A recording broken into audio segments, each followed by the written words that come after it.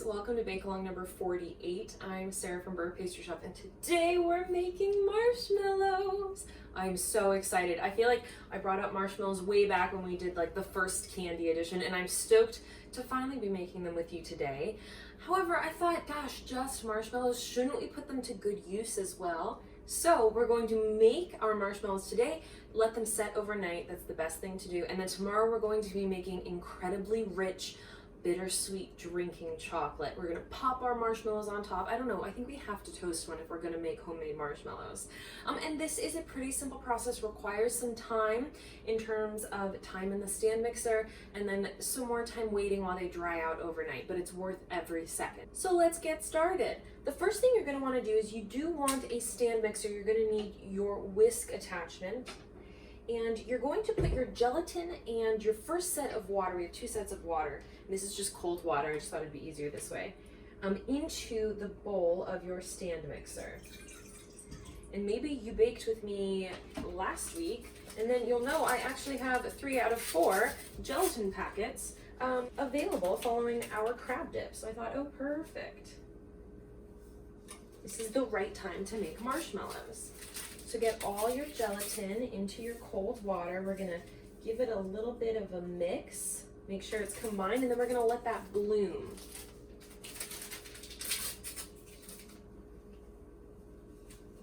I'm gonna stir this gelatin in. You do wanna make sure it is all touching the water, and this will firm up quite a bit. Okay, and so we're done with our gelatin. Now, to make marshmallows, you do need a sugar syrup. And so we are making a syrup today. I'm using corn syrup, water, and sugar, all of which are going to be going into a pan. You definitely want a heat-proof spatula for this guy. So your syrup, your sugar, and your water are all going into a pan, and we're going to turn it on medium heat and allow the sugar to dissolve. So maybe you're not into corn syrup. Totally fine. You do not have to be into corn syrup. You can use agave nectar. Honey should work just fine. Or glucose. A lot of the time you'll see like pecan pie recipes have glucose instead of corn syrup. So feel free to substitute. Once this starts going, you can't stir. So get it as combined as you'd like, and then don't touch it again. Maybe you were here while we were making Italian meringue. This is very similar to Italian meringue. Italian meringue is egg whites beaten to sort of soft peaks, and then you pour a sugar syrup, just sugar and water, into it while it's beating, and that's Italian meringue. So it's similar to that, and I did an Italian meringue for, I think it was Bake-Along number 3, s'mores cupcakes. We did an Italian meringue topping, but you can use this as a topping for s'mores cupcakes. It's essentially marshmallow fluff that we allow to dry overnight. Now the only ingredient we have left and haven't used is our vanilla extract. You can just set that aside. That'll go in the very last second after our marshmallows whip up. While we allow our sugar to dissolve in our corn syrup, we can prep our pan. This pan prep is very important. You do need some sort of grease, and you need powdered sugar. Normally, actually, I would use Crisco here. I think like vegetable shortening works really well in terms of greasing something. But if you have butter, that's the right consistency. I grease it like this. These will not literally turn out of the pan very well if you don't have it super well greased. So get every nook and cranny. What you don't want though is excess. You want the thinnest possible amount of well-coated grease. Talk about a challenge. This is how we did it growing up, greasing like brownie pans. We always just put our hand in a bag to keep it clean and then greased the pan super duper well. That was like the secret to good brownies in my family. We always had boxed mix. I still love boxed mix brownies to this day.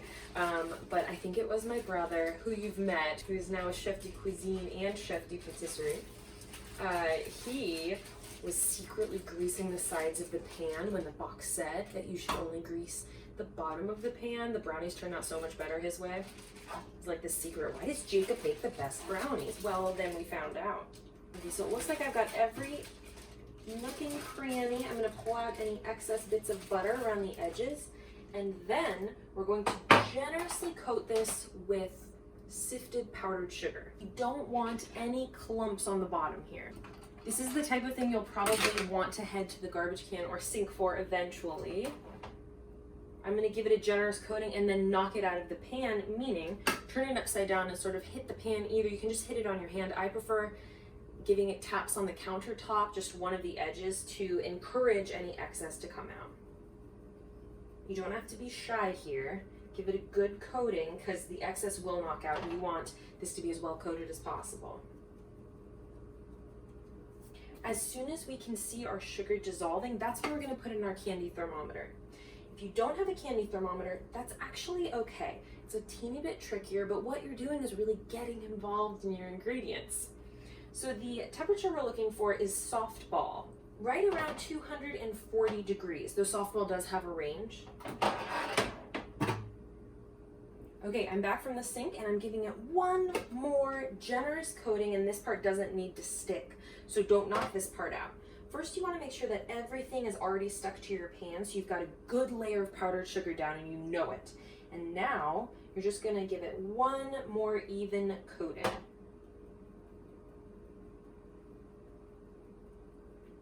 Okay, perfect. We're all done there. Mind you, you will need your powdered sugar. We're going to give it one generous coating on top before we let it set for the night. So keep your powdered sugar around. As I clean up here, I gotta tell you, it's looking marvelous. The sugar has dissolved. The mixture is almost translucent, and it's just on the verge of bubbling. So we're gonna turn up our stovetop to about medium high heat, and now we're going to add in our candy thermometer. I feel like every time we talk, every time you and I hang out, I have a different candy thermometer on deck. I just haven't found one that I really like. This one though does have modes. Thread stage, softball is what we're looking for. So it's even giving me that the lowest is at 234. So I think this is gonna go off when it hits that. I might be able to change that to balance my candy thermometer. I really have not found a candy thermometer that I like. Mind you, it could be that I just don't like my pots. Although I don't like really candy thermometers at work. Okay, we're at 170, so the goal here, 240. As soon as it hits 240, we're gonna turn our stand mixer on low, and we're gonna drizzle in our sugar syrup. Do not stir this mixture. What happens when you stir caramel, and a caramel is just sugar that is melting, although you can make a caramel with sugar and water. When you stir caramel, what you're doing is encouraging it to crystallize. And when it crystallizes, those aren't coming back, and so you're gonna end up with these crunchy bits or these chewy bits within something that's supposed to be smooth. So as soon as this starts going, don't touch it. It knows what it's doing. Almost there. This is coming together super quickly. I'm at 219. And don't forget, vanilla goes in last. We're gonna turn our mixer on low and then slowly drizzle in the syrup. Then we're gonna let this beat for quite some time. We're gonna let it beat for maybe 10-15 minutes until it's really light and fluffy. You'll notice the change. At that point is when we're gonna add in the vanilla extract, whip it for just a little bit to combine, and then we're gonna pour it into our prepared pan. 10 more degrees and we're gonna be at 240. We're entering that softball range at 234. Oh, very nice, look at that. It's telling me it's close. Candy making is challenging, it truly is. It's a whole other branch of cooking. Really, it's confectionery, it's confiserie in France. Got more red lights. We've hit 234. Also, just in case it needs to be said, sugar syrups, melted sugar, caramels, they're incredibly hot and they're very dangerous in terms of burns. When you get a sugar burn, the sugar tends to harden at the touch of something cooler than itself, and then it continues burning your fingers. So just be really careful here. Be very careful as you pour. The mixer will be on. You don't want anything to splash back, so do it very slowly. You can go as slow as you need to. Okay, here we go, 240. Pull it off the heat. We'll lock your stand mixer and break apart, that's as low as mine goes. You're gonna break apart that gelatin and then slowly add your syrup.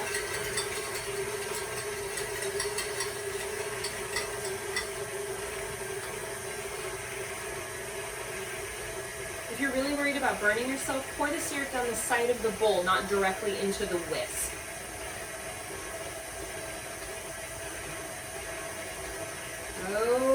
Okay. Now that all the syrup's in, turn it up bit by bit, and then we're just going to whip it until it's white and glorious.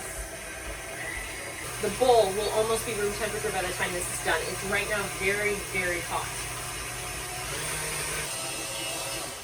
This looks amazing. Full disclosure, I have had this bag of stuffed puffs staring at me literally this entire time. They're individually wrapped chocolate stuffed marshmallows, and they're really good. My husband and I went away last week, and we're so fortunate we were able to get a little cottage with a wood-burning fireplace, and I didn't bring any s'mores materials, and so I ran out and found these, and I was like, hey, I don't have to buy chocolate if we use stuffed puffs. They're delicious. Anyways, they've been staring at me this whole time while I've been making actual marshmallows, and I feel a little bit bad. This is amazing. So basically, you've made marshmallow fluff. We want to beat in this vanilla extract, last ingredient.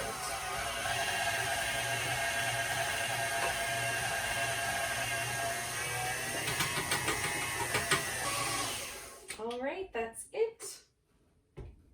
Now, it may behoove you for everything you use now in terms of utensils to be sprayed with a little bit of grease, just the littlest bit of grease. Hands included if you want to do this by hand. I would even wipe off the extra grease. You just want this greasy enough so that you can handle your marshmallow fluff, which in just a few hours' time will be marshmallows. So you want to pour this into your pan as evenly as possible. And you can probably fit this into, say, a 9 by 9 inch pan. Depends how thick you want your marshmallows to be.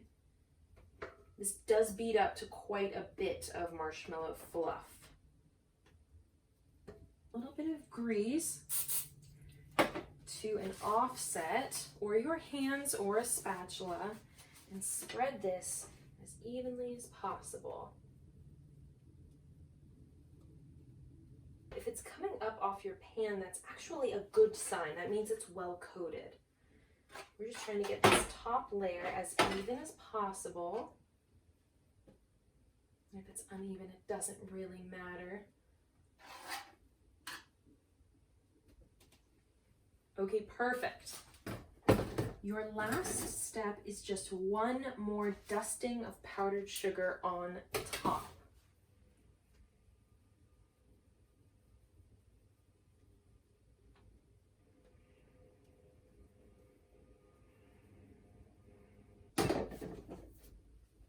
Perfect. Now you're going to let these sit uncovered overnight, and tomorrow I'll join you to make some drinking chocolate to pair them with. See you then. Welcome back, bakers. So our marshmallows have set overnight. I'm so excited to unmold these guys. And then we're gonna make our drinking chocolate. I'm so excited. So first things first, I like to unmold this so that the marshmallows are ready right when our drinking chocolate is. So I recommend you sift some powdered sugar onto whatever surface you're going to be cutting your marshmallows on, and we'll outturn them onto this surface, and then we'll slice them up. And if you're getting powdered sugar on your knife like I am, that's okay. We're gonna add more powdered sugar to our knife. Okay, and we'll need our powdered sugar again for our drinking chocolate. Now, very carefully, get some powdered sugar on your knife,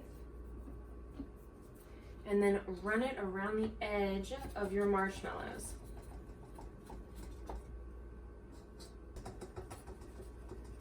Okay, and we're gonna just tip our marshmallows out. I'm just gonna get an offset to help ease them out. Sometimes they need a little bit of encouragement.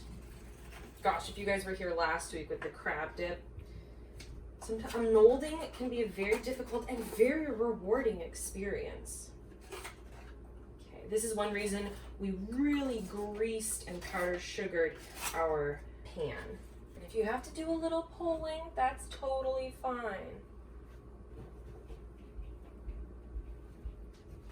And there we go.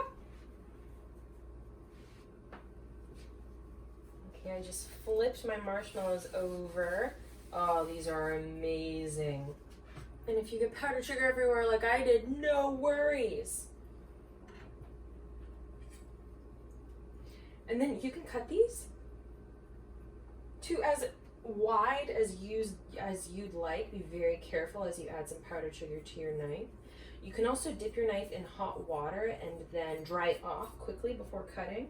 I'm gonna make some sizable marshmallows here.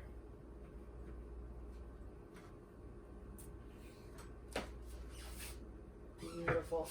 And I always cut and then tear along the cut, and that works great. I swapped out for a bigger knife. You might notice, and this was happening to me, if you drag your knife through the marshmallows, it's not going to be quite as even a side, and I like these to have even sides, smooth sides, if you will. Perfect. It's a huge debate deciding how big you want your marshmallows. I think that'll be great. And you can always trim off your edges if you don't like the way your edges look. Give them a taste. There's nothing in the world like homemade marshmallows. I just noticed what a huge mess I've made. Worth it, you guys, worth it. I'll finish up cutting those, but in the meantime, we can get our drinking chocolate started. So what you're gonna do is, now I think drinking chocolate is basically ganache. That's not technically accurate, but ganache is just cream and chocolate. You warm up the cream until it's steaming and pour it over the chocolate, wait a little bit, and then stir it until it's melted. Now the only thing difference is I'm using half and half, and you can use milk. You can even go for non-fat milk. You're just gonna get a less rich drinking chocolate. And then you do wanna sweeten it at least a little bit. I mean, really, if you're going for like a semi-sweet chocolate, that's a different story. I'm throwing in a little bit of powdered sugar just because it melts easily. You can go for brown sugar if you want. I'm doing half and half. And we're going to heat these up together, and you just want to do it until it's steaming. And I'm actually going to add my vanilla to my measuring cup, and make sure you have a heat-proof measuring cup if you're going to follow me on this, because I'm going to melt the chocolate in the cup I measured the half and half in. So no matter what type of chocolate you're using, give it a good chop or break it up into smaller pieces, because we do want this to melt without having to reheat. I've got a golden ticket. I've got a golden chance to make my day. I've got a golden ticket. I've seen a lot of somewhat pitchy Willy Wonka recently. Now I'm doing 4 ounces of chocolate per serving, and I'm making one for my husband. I think he's gonna need it after his day at work today. But the ratio is totally up to you. You might have noticed you can see ganache on a menu, and it can come a bunch of different ways. Anything that is cream and chocolate is ganache, but the ratio is what makes the difference. So if you have a higher ratio of chocolate to cream, then you're gonna get a thicker ganache. This will be drinkable because it's a 2-to-1 ratio of chocolate to half and half. And half and half is just half milk, half cream, in case you didn't know that. So if you have milk and heavy cream on hand, you can make your own half and half. You can adjust it though and use less cream or more cream. You can use non-fat half and half, which is non-fat milk mixed with cream. So lots of options here. You don't want your half and half to boil. You just want it to get too steamy. Now, if you want to spruce this up, use a different extract, throw in like maybe 1/8 of a teaspoon or less, probably of peppermint extract, almond extract, maybe you want to add a little bit of caramel, espresso, coffee. You could probably throw instant coffee in. You have so many options. I'm making this with just the vanilla extract, and I put the vanilla extract in with my chocolate. So we've got our sugar and our half and half over here, our chocolate and vanilla extract, 3-ingredient drink. This is stir to make sure that the powdered sugar is going to melt and incorporate. And you can use whatever type of chocolate you have on hand. I have bittersweet chocolate bars. I do recommend bars to chips. They have different ingredients, and chips are meant almost to not melt. They have stabilizers in them, so that's why like your chocolate chip cookies don't turn into chocolate swirl cookies every time you bake them. Okay, you can see this is just beginning to steam. I'm gonna give it just a little bit longer. Again, make sure that this doesn't boil. All we're gonna do is pour this on top of our chocolate. We're actually gonna let it sit for a little bit. Perfect. You just pour this over your chocolate and vanilla and allow it to sit for just maybe 3 to 5 minutes.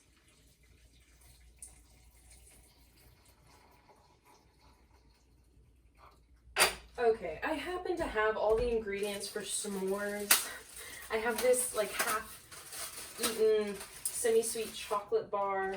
I have graham crackers, and I thought, okay, gosh darn it, I'm making a s'more if we have homemade marshmallows. A little semi-sweet chocolate. I saw I also had white, but it wasn't open, otherwise I'd totally go for white chocolate on this. Big old hunk of semi-sweet here.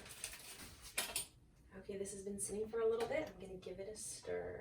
Oh, everything is melted. We just need to stir to combine.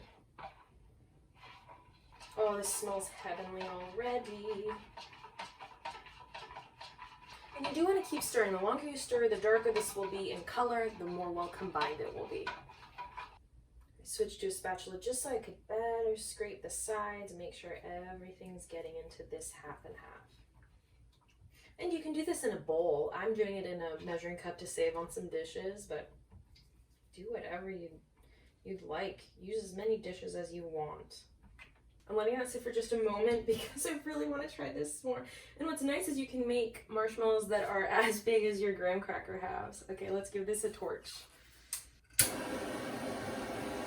Oh, come on.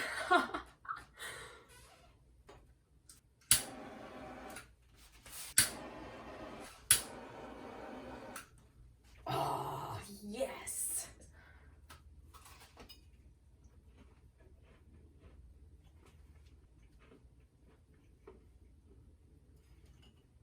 That is so good and so messy and so perfect. Can you imagine the day before camping trip, you can whip these up, put them in the pan, and then just bring the whole thing and like scoop it right out of the pan. I mean, it's so simple. Okay, back to why we're here. This gorgeous drinking chocolate. I got a little bit distracted. I do want to say that you don't need a blowtorch. You can very carefully stick these under a broiler. You have to stand right in front of it. It could take 30 seconds, and just pull them out as soon as they're toasted. All right, this is all melted together and ready. Now I've got one for me and one for Josh.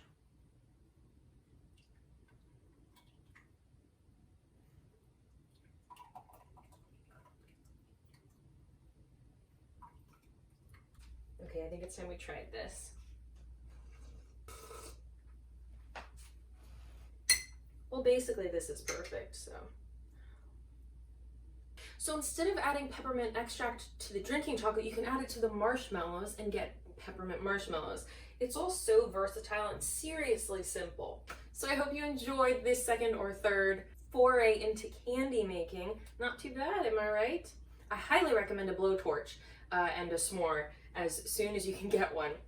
Thank you so much for baking along. This has been super fun to bake along over the past 2 days with you. If you are local, St. Patrick's Day specials have just been released, so go to beurrepastryshop.com/online-ordering and you can find all the offerings there. There is some new items for shipping coming up. They haven't come out yet, so keep an eye out for them. You can see all shipping options at www.beurrepastryshop.com/nationwide-shipping. And of course, all full ingredients list and recipes are on the site at beurrepastryshop.com/blog. New videos come out every Sunday, and we're almost near the end of Bake-Alongs. I've got a few more surprises up my sleeve. If you have any questions, always you can contact me or DM me and use @Beurre Bake-Along so that I can see your creations. I'll see you next week, and until then, keep baking. Bye.